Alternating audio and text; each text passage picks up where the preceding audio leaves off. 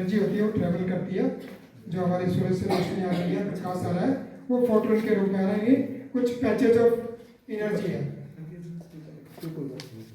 तो जब उन्होंने नई थ्योरी दी तो इसका क्या इस्तेमाल हो सकता है, हमारे किस काम आ सकती है, इस पर आगे बढ़ते चले गए लोग। बहुत सारे वैज्ञानिक हुए, नील बोर हुए, आइंस्टीन हुए।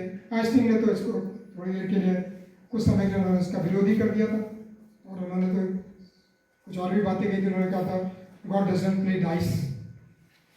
जब उन्होंने कहा कि कोई अणु ऐसे हैं, सॉरी कुछ सब एटॉमिक चीज़ें ऐसी हैं कि उनकी एक अवस्था जो हमको दिखाई दे रही है उसके अलावा The quantum age formats itself to redefine science, technology, and society itself. Today, I will highlight its potentials and challenges. Now, a question must be arising in everyone's mind: what exactly the quantum age is? Today, we are standing at the beginning of a quantum age to understand its full potential. So, let's see first what exactly the quantum age is. First, quantum machines. Quantum machines deals with the behavior of matter and energy at the smallest scale of atoms and particles. Second, it includes superposition, where particles exist in two states at once, and entanglement, where two particles remain connected across vast distance. Third, harnessing these principles has given birth to quantum computing, communication, and sensors. And upcoming are the computing pillars. Quantum communication offers unhackable security through quantum key distribution, vital for defense, finance, and confidential data exchange. Quantum sensor. आइए हम इसकी फायदों के बारे में चर्चा करते हैं। जैसा कि क्वांटम तकनीक से कई उन्नतियां भी संभव है, जैसे नई दवाओं का निर्माण और पर्यावरण प्रदूषण की समस्याओं और समाधान आदि कई फायदे हैं। निष्कर्ष, क्वांटम तकनीक हमारे दरवाजे पर खड़ी है। यह ना तो आज नहीं है, यह ना तो कल की शक्ति है और ना ही आज की। यह हमारे देश की सच्चाई है और कल की शक्ति। अब तय हमें करना है कि क्या हम देखते रहेंगे या कुछ करके भी दिखाएंगे। हम सभी मिलकर संकल्प लें कि हम इस क्रांति के भागीदार। हम न केवल ज्ञान प्राप्त करेंगे बल्कि ज्ञान का निर्माण भी करेंगे, क्योंकि भविष्य उन्हीं का है जो समय से इसे पहचाने। धन्यवाद। है कि ये विज्ञान, रक्षा और व्यापार जैसे क्षेत्रों में क्रांति ला सकती है।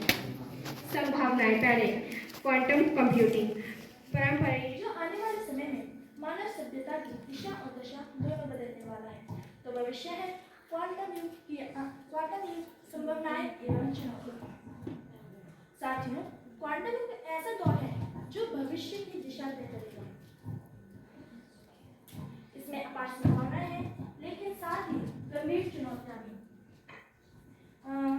पारंपरिक कंप्यूटर, मोबाइल, इंटरनेट जैसे तकनीकें अब हमारे जीवन का हिस्सा बन चुकी हैं। परंपरागत नौकरियों, तकनीकों की जगह पर मशीनें लेने लगी, तो लोगों के लिए एक बड़ी समस्या खड़ी हो सकती है।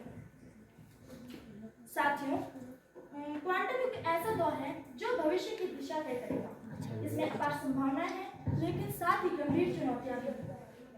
कुल मिलाकर क्वांटम युग एक द्वार है भविष्य की अनगिनत संभावनाओं, लेकिन यह